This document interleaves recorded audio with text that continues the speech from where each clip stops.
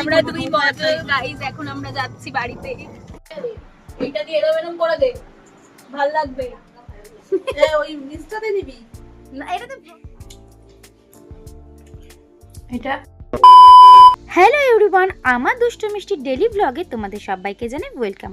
আজকের ব্লগটা totally unique হতে চলেছে, তো চলো কথা না বাড়িয়ে স্টার্ট করা। আজকের ব্লগটা যেই পারপাসে করা সেই ভিডিও কিন্তু অলরেডি ইউটিউব চ্যানেলে আপলোড করা আছে, বৃদ্ধির লুক। তো আজকে সেই ব্লগটাই তোমাদের সাথে শেয়ার করব। তো চলো ফার্স্টেই কিন্তু আমরা টিকিট কাউন্টারে গিয়ে টিকিট কেটে নিলাম। দেখো কত বোচকা বাচকি নিয়ে এখন আমরা যাচ্ছি প্ল্যাটফর্মে, টিকিট কাটা কমপ্লিট। তো এখন আমরা কিছু ব্রেকফাস্ট করে নেবো এখান থেকে, দেন কিন্তু আমরা ট্রেনে উঠবো। আমাদের ট্রেন কটায়? 10:20 ট্রেন ধরবো আমরা। তো চলো আগে গিয়ে ব্রেকফাস্টটা করে নিই। চলে আসলাম প্ল্যাটফর্মে, আর এখান থেকে নিয়ে নিলাম অয়েল ফ্রি পরোটা। দিদি কিন্তু এর আগে বহুবারই দাদার পরোটা ট্রাই করেছে, বাট এটা কিন্তু আমার ফার্স্ট টাইম।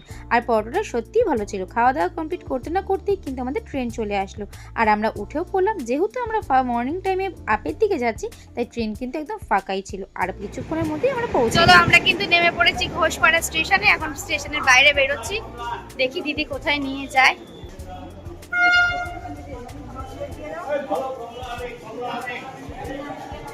দেখো কত ব্যাগ ওর হাতে। ট্রেনে ওঠার আগে পর্যন্ত কিন্তু আমার কাছে ক্লিয়ার ছিল না যে আমাদের ডেস্টিনেশন কি হতে চলেছে। অবশ্য ওঠার পরে জানতে পেরেছি যে আমরা ঘোষপাড়া স্টেশনে যাব। এখানে দিদির যে মেকআপ আর্টিস্ট বান্ধবী সুস্মিতা দি, তাদের বাড়িতে কিন্তু আমাদের ইনভাইট করা হয়েছিল। তাই নেমে আমরা প্ল্যাটফর্ম থেকে নেমে কিন্তু ফার্স্টে নিয়ে নিলাম মিষ্টি, দেন চলে গেলাম কিন্তু ফুল নিতে, কারণ দিদি আমাকে ফুলের মালা দিয়ে সাজাবে। আর দেখো এই যে সুস্মিতা দির সঙ্গে কিন্তু দেখাও হয়ে গেল, কারণ আমাদেরকে রাস্তায় নিতে এসেছিল। তারপর চলে আসলাম সেই দিদিদের বাড়িতে। আর এখানে আসার পরে দিদি ব্যাগপত্রগুলো সব রাখছিল, প্রচণ্ড পরিমাণে ব্যাগগুলো ভারী ছিল। এখানে এসে দিদিদের সাথে সবার সাথে আলাপ করার পরে কিন্তু কাকিমাকেও ডেকে নিল দিদি। কাকিমার সাথে আলাপ করার পরে কিন্তু এখানে এক এক করে রেডি করার প্রস্তুতি চলছিল।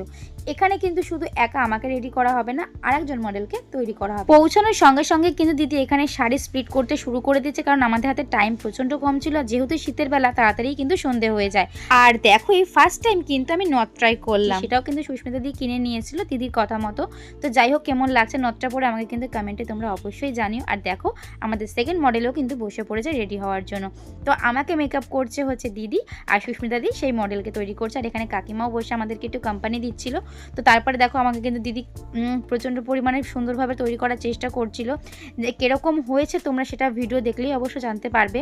তো যাই হোক, আরও সুন্দর করে সাজিয়েছিল। যদিও রাস্তা দিয়ে যেতে যেতে কিন্তু প্রচণ্ড পরিমাণে আমাদের প্রবলেম হয়ে গেছিলো, কারণ টোটো করে যাচ্ছিলাম, তার উপর টোপর পরে রাস্তায় কিন্তু ফুল টুল সব খুলে গেছিলো।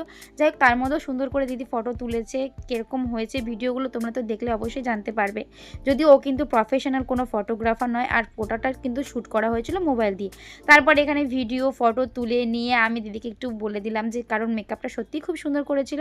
আর যেহেতু ব্র্যান্ডেড প্রোডাক্ট, সেটা তো বুঝতেই পারছো, আমাদের ভিডিও শ্যুট করতে করতে কিন্তু অন্ধকার হয়ে গেছে। আমরা যখন রেডি হয়ে গঙ্গার ঘাটে আসি, তখন কিন্তু অলরেডি 4টে বেজে গেছিলো। আর শীতের সন্ধ্যা, বুঝতেই পারছো, তাড়াতাড়ি সন্ধ্যা হয়ে গেছিলো। তো আমাদের সব ফটো ভিডিও শ্যুট করার পরে কিন্তু আমরা খেয়ে নিলাম ফুচকা, দেন কিন্তু আমরা টোটো রিজার্ভ করে উঠে পড়লাম বাড়িতে আসার জন্য। সুস্মিতা দিদির বাড়ি থেকে কিন্তু গঙ্গার ঘাট যেতে টোটো করে কমসে কম কিন্তু আধ ঘন্টা লেগে গেছিলো। আর এখানে দেখো আমরা কিন্তু ঘোষপাড়া স্টেশনের রেল লাইনের এখানে গেট পড়ার জন্য কিন্তু আমরা ওয়েট করছিলাম। আর দুই মেকআপ আর্টিস্টকে কেমন লাগছে সেটা দেখো। সারাদিন অক্লান্ত পরিশ্রমের পরে কিন্তু এত সুন্দরভাবে সাজিয়েছিল আমাদেরকে। প্রফেশনাল কোনো ফটোগ্রাফার থাকলে কিন্তু ফটোগুলো আরও ভালো হতো, ভিডিওগুলো আরও ভালো হতো, যদি বিকেল সময় আগেই আমরা ফটোগুলো শ্যুট করতাম। তো যাই হোক, এখানে দিদি আমার সব মেকআপগুলো রিমুভ করে তারপরে চলে গেলাম কিন্তু আমরা লাঞ্চ করতে, তাও আবার সন্ধ্যে 7টার সময়। যেহেতু মেকআপের এত চোট পড়েছিল, দুপুরে আমরা কিন্তু কেউ খেতে পারিনি। আর দেখো এখানে আমার জন্য কিন্তু স্পেশালি ডবল ডিমের অমলেট করে দিয়েছিল কাকিমা, যেহেতু আমি চিকেন খাই না। তো আমি খাওয়া দাওয়া কমপ্লিট করে যখন চলে এসেছি, তখন কিন্তু দিদি প্রোডাক্টগুলো গোছাচ্ছিল, তাই বাধ্যতামূলক আমার ওকে খাইয়ে দিতে হলো। আর এদিকে দেখো সেকেন্ড মডেলও কিন্তু রেডি পুরো বাড়ি যাওয়ার জন্য। তো ব্লগটা আমি এখানেই এন্ড করছি। কেমন লাগলো অবশ্যই কমেন্টে জানিয়ে দিতে ভুলো না। ভালো লাগলে লাইক কমেন্ট শেয়ার করে দিও। আর তোমরা যদি কেউ নিজস্ব কোনো স্পেশাল ডেতে নিজেকে সুন্দরভাবে সাজিয়ে নিতে চাও, তো অবশ্যই মুন মেকওভারকে বুক করতে পারো। স্ক্রিনে আমি নাম্বার দিয়ে দিচ্ছি, তোমরা কিন্তু সেই নাম্বারে কন্ট্যাক্ট করে নিও। টাটা।